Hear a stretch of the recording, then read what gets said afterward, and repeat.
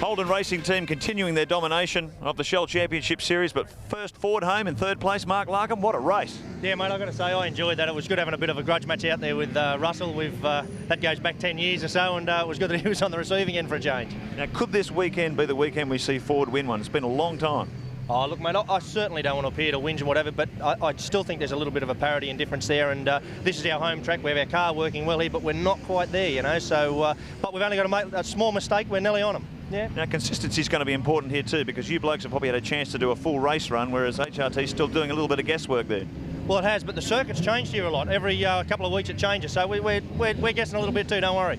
Hang in there. Yeah, we're hanging in there. Thanks, mate. Let's see how he goes in this one. Now, if you're after something great for your home, Russell Ingall in action at the Island, just $205.70, GST included in that one, plus postage. Just call 1-800-888-321 for a framed poster of the Enforcer. A great frame print, in fact, we should say. We'll check out the grid now for you for the start of race 2. Craig Lowndes and Mark Scape on the front row. Once again, these are the finishing positions from race 1. Larkham and Ingall on row 2. Radicic, Tander, row 3. And Longhurst back on row 4. You look down the right-hand side of the screen there. The yellow boxes show where they qualified. You get an idea of how they performed in race 1.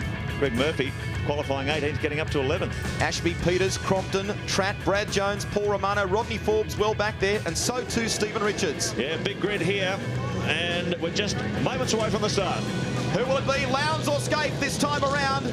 Scape got the jump in race 1. We're away in race 2 in Queensland. Lowndes making the better of it. A great start by Russell Ingall. Once again, he gets plenty of power to the ground and stays with the Holden Racing Team. Lowndes leads away into turn 1. Scape in tow. Yeah, good start by Holden Racing Team once again as they flash down toward turn 2. Swing into Titan corner, head in the back straight for the first time. Scafe. Oh, very wide. Sitting in behind his teammate Lowndes. Russell Ingall now up to 3rd position. As they head down the back straight once again, braking hard for Conacher corner. For those of you that may have just joined us, Mike Emery is out for the rest of the afternoon's action, courtesy of that crash, and Craig Baird has been a non-starter in this race. He's got clutch problems, we hear, and the team are working frantically to try and repair them, so dramas for the Pertec Ford. And another one not starting in this race is John Faulkner. Those electrical gremlins from race 1 continue, and he made it as far as the exit of pit lane. Well, after that collision in race 1, Russell Ingall was in front of the stewards. A very long hearing. They actually had to adjourn the hearing until the conclusion of race 2, so we don't know what the outcome of that is yet. But after that collision with Mike Emery, look at this battle as they come down toward turn 6. Tony Longhurst up the inside of Garth Tander. Bumper to bumper. As they come out of here, a nice clean start. Word from the pits we hear is that Craig Baird has now rejoined the field. So the Stone Brothers Racing Team doing a terrific job to try and repair those clutch problems. Look at Stephen Johnson here battling away with Glenn Seaton. Stephen Richards. Yeah, rotten luck for Stephen in race 1. That collision with Craig Baird. Look at this side by side as they come out of Titan corner down the back straight. Stephen Johnson on the inside. Yeah, I think there's a lot of pride to be having the guy who's the first Ford home. There's no doubt about that. Look at Larry. He's well placed here as well. Johnson could get caught hanging out wide here. Larry goes very deep under brakes. We jump aboard. The Ford Livet in-car camera. Glenn Seaton showing you the way. Going at the moment, Lowndes from Scafe, Ingall, Tander, Mark Larkham, Paul Radicic, Tony Longhurst, Jason Barguana. And this is the battle for 9th position with Glenn Seaton, Stephen Johnson, Larry Perkins, Stephen Richards, Greg Murphy in there. So a great battle here as they come up toward turn 6 once again. Well, the 2 HRT cars haven't pulled out as much in the first couple of laps as they did earlier on in the previous race. So I think that in the first race, if you saw them, they got a big lump at the beginning because Larkham and Ingall were fighting together. And then at the end of the race, Ingall and Larkham were catching them. Well, it's exactly what Mark Scafe said. He said the car was beautiful. His car setup was beautiful early in the race. But as the race wore on, it was starting to give his rear tyres a hard time. So Lowndes managed to sneak through. Yeah, and Scafe just avoided getting into the clutches of Ingall, but he has made some changes to the car to try and make it easier on those rear tyres this time around. Yeah, Lowndes, he said that he got past Scafe because Scafe ran over some more. Look at this, Larry. Right on the brakes. Fantastic move by the veteran, Stephen Johnson. Close, isn't it? Gets the elbow in the door. Greg Murphy, Paul Wheel, right up in the battle too. It looks like Murph's had a bit of a touch there. Yeah, I think there's a bit of a domino effect there coming down into that corner of Concertina, if you like, and Murphy's copped a hit up the back from Paul Wheel, who I think was nudged by somebody else. Paul Wheel's one guy who's shown a lot of raw speed this year. He hasn't been able to turn that into results. Always got caught up in some sort of an accident. Look at this attack by Barguana. Oh, round and round we go. Tony Longhurst just has a half spin, manages to keep it straight, gets back into the action, but he's lost a ton of track position in the Caltex Haviline machine.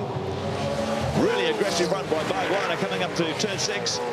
So the order at the moment: Lowndes and Scaife, Ingle, Tander, Larkin, Radicic, Barguana, Seaton, Larry Perkins. Look at the smoke there, Mark, coming from the front of Greg Murphy's car. Now that's from the front right. When it loads up on that, the front left rather, I should say, tends to get worse, so we'll have to keep an eye on that during the course of the race.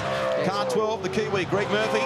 Look at this in the background too. There is teammate in the second of the Kmart Commodores, Richards, and Ellery having a run down the inside of Will. Richards coming with him. Boy, oh boy. Oh, look at that. That's a crew cut in V8 Supercar Racing. Short back and sides. Gets left behind the double-pronged attack. Paul Wheel gets to the outside now. The Kmart machine. Good move by Stephen Ellery. Hard under brakes over the bumps coming into turn 3. And that puts the Kmart machine up there. Look at this. Paul Wheel now under attack. We look at the back of the Kmart Commodore. Stephen Richards with Paul Wheel copping more heat now from Brad Jones in the Aussie Mail Ford. Another move down the inside here of Dougal McDougall. That's Neil Crompton having a look. Couldn't quite get there at turn 6. A run coming onto the front straight. This freight train of V8 Supercars. Now we have another look. Baz, talk us through this one. Barguana, it's Barg's having a go there, and that was a bit ambitious, I think, on Jason's behalf there. It was a little bit too late to have a go at that, but I suppose if the door's there, looks like it's open, you have a go, don't you? Craig Lane's our race leader. 1.2 seconds up the road from Mark Scaife. Russell Ingle, hot in pursuit in the Castrol Commodore. Garth Tanner is having a great fight back today. Started from 12th, got his way up to 6th. And now he's on the move, up to 4th position. So it's a great fight back by the young Western Australian driver. Well, it's great in a lot of ways, Mark, because when you consider that he was under a great deal of pressure post-Canberra after that crash, many people were wondering just how he would react in that situation where he desperately needs points, and he's reacted superbly. 12th up to 6th in race 1. He's jumped 2 places already, up to 4th in this one, and is now closing in on the Enforcer. Absolutely critical round for the 23-year-old from Perth as he sticks onto the back bumper of the Castrol Commodore Russell Ingle. Garth Tanner currently 3rd in points in the Shell Championship Series. Qualified 5th here last year and took his first Shell Series round victory. Hasn't been quite so lucky throughout qualifying this weekend, but boy, he's coming back gangbusters. Race 2, he's still got a long way to go. If you look at Ingle, Tander and Larkham's time, they're virtually identical. So it's just the HL Lowndes is going quickest, consistently quicker than Scaife at the moment. There is your Munro driver profile. Garth Tanner, the 23-year-old, resides these days in Melbourne, originally from Perth. Former Formula Ford champion, 26 starts in the Shell Championship Series. This season, just the 1 race win. He did that, of course, at Hidden Valley, but has been many times a round winner. In fact, won the opening 3 rounds of the championship, if you like, and was top of the table for some time. Now he's in 3rd. This is the battle for 16th position, right back in the pack, and this is what you always have in V8 Supercar Racing. Great battles right up and down through the field. Neil Crompton currently in 16th position, having got past Dougal McDougall. Saw Crompton get in a kerfuffle with Rodney Forbes. Lost a lot of track position in race 1. Who's that? Yeah. That's Bow, is it? Yeah, John Bow? Oh, yeah, John Bow And that's the wins Commodore, Rodney Forbes. Rodney Forbes. So Forbes really in the thick of things today. It's been in more fights than Tyson today, hasn't it? Got tangled up with Neil Crompton, as I said, in race 1. Another replay. Oh, Anthony Tratt and Cameron McLean in front there. Good job by Brett Peters there to avoid all that in the colour scan Falcon, making his return to the V8 Supercar ranks this weekend after a fairly substantial layoff. Biggest mover in the field at the moment, Stephen Richards. Our Canberra winner has gone from 24th on the grid in this one, now up to 12th. If you look at Lowndes, he just looks, he certainly looks after the car, doesn't he? I was just looking out the window and looking at, it's a bit close. Got the inside, Larry Perkins. Got squeezed by the first of the Kmart cars. Greg Murphy really charging after a terrible qualifying session, could not get the car to work. Now Stephen Richards wants a slice of the action. We go on board with the GMC 400 winner. in this tremendous battle with Larry Perkins up the inside as they come up toward turn 5. And these great shots on board cameras giving you all the action.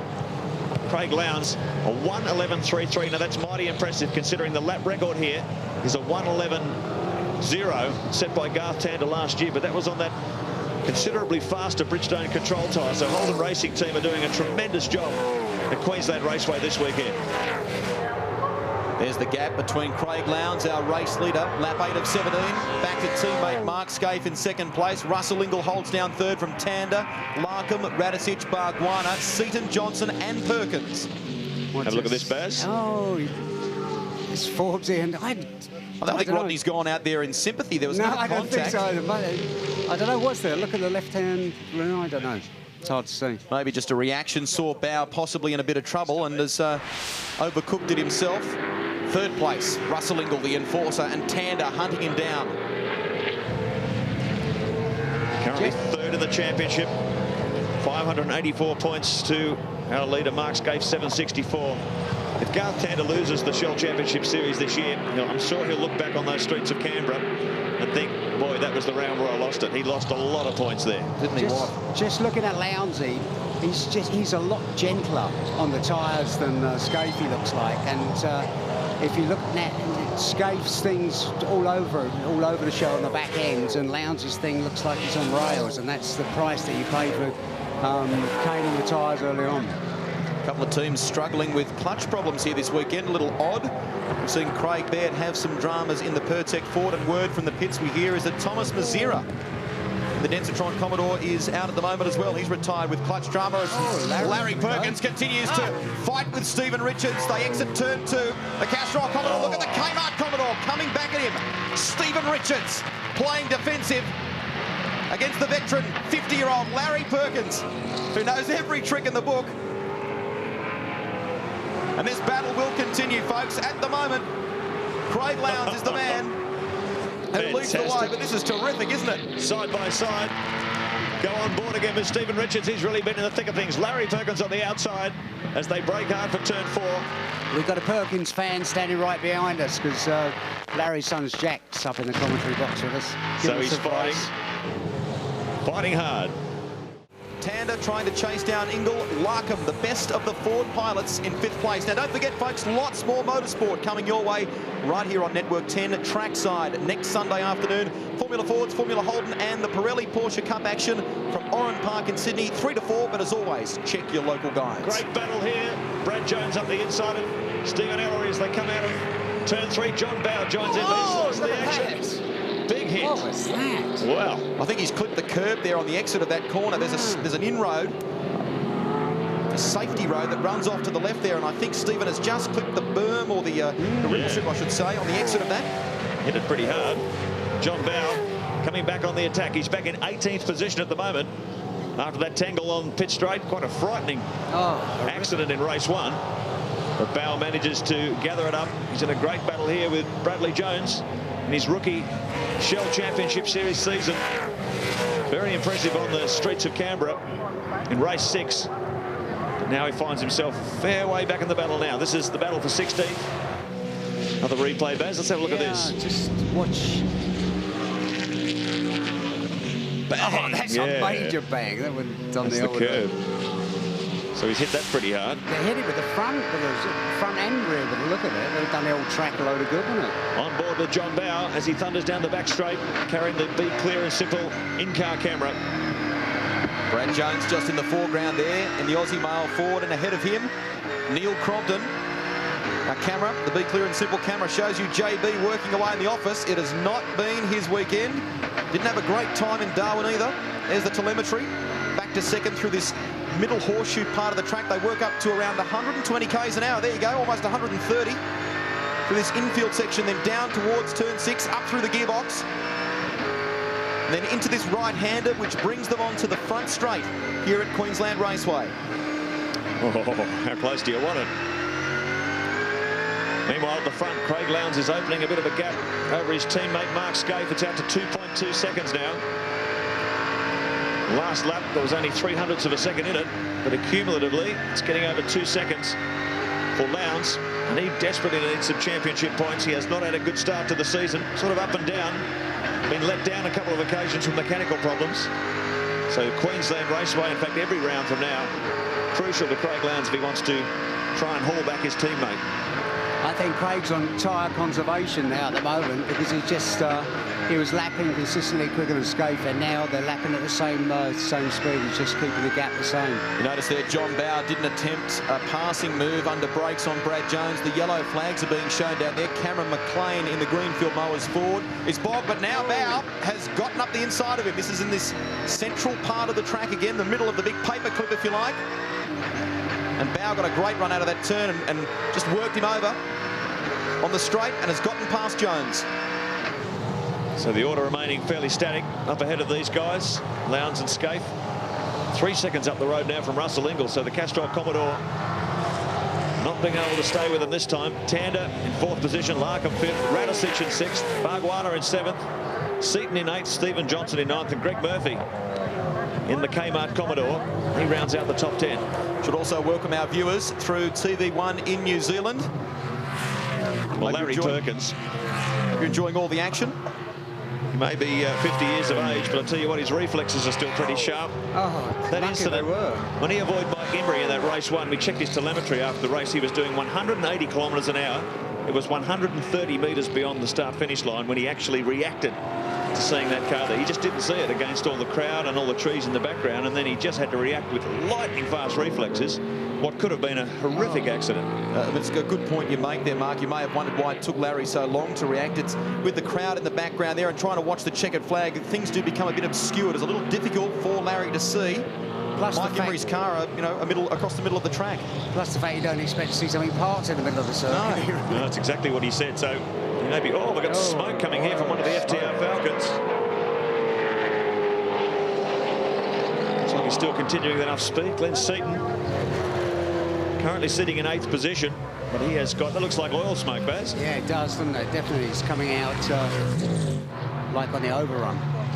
Should also say a quick g'day to Jason Bright, who'll be joining the Ford Brigade again come Mount Panorama Bathurst. He'll be teaming up with Dick Johnson Racing. Had a terrific run, Jason, in the Indy Lights. Took out the recent round at Portland and now lies 2nd in the championship, just 3 points behind Kiwi Scotty Dixon.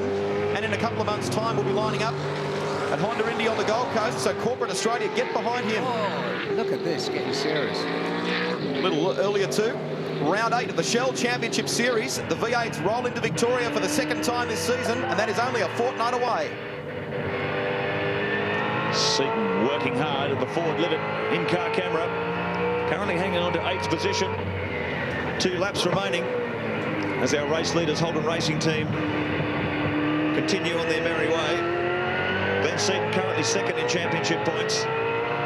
This round, every round, critical to try and keep that points haul going. He's going to stay with Mark Scaife. At the moment, 764 for Scaife. Glenn Seaton, 638. So he's just over 120 points, 126 points behind Scaife coming into this round, which is effectively 3 race wins. So you wouldn't want some unreliability to strike the car now. Smoke continues to come from the FTR Falcon of Glenn Seaton. Doesn't seem to be slowing his pace at all, Baz. No, it doesn't. I'm just trying to work out where he's coming from. He's coming from the middle of the car now. Look at this. This is an awesome charge from Stephen Richards.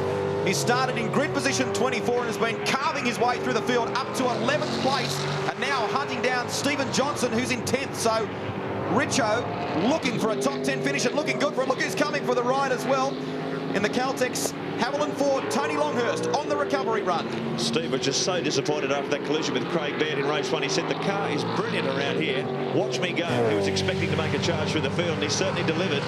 He's up into the top 10, having displaced Stephen Richards. Look at this battle between Richards and Longhurst, though. The 2 Queenslanders in their Fords. But at the moment, it's Commodore 1, 2, 3, 4 at the front of the pack on Ford's home ground. And this is the run for home 2. These guys will get the last lap board to go this time around as Tony Longhurst sneaks down beside Stephen Johnson and moves up a place. So the Queenslander doing very, very well. Total domination by HRT at the moment. It's almost out to 3 seconds now, the gap between race leader Craig Lowndes and Mark Scaife in 2nd. Russell Ingall some 3.7 seconds behind Scaife. So position's fairly static at the front. There's our championship leader, who's really dropped off the back of his teammate. Lowndes is doing a masterful job here. Tyre management, race pace. He really is brilliant at that, there's no doubt. He's so smooth and... always very, very good on tyre-sensitive tracks. Bear in mind, Craig Lowndes was fourth coming into this round of the championship. 2 starts, 2 wins today for Craig Lowndes, and more valuable points in the bag for the defending champion. Skate finishes second, Russell Ingall third, and Garth Tanner a solid drive for fourth. Great performance. Paul Radisich getting across the line there. We'll watch this battle continue. Larry Perkins, Paul Wheel on the charge as well, and so too John Bowe.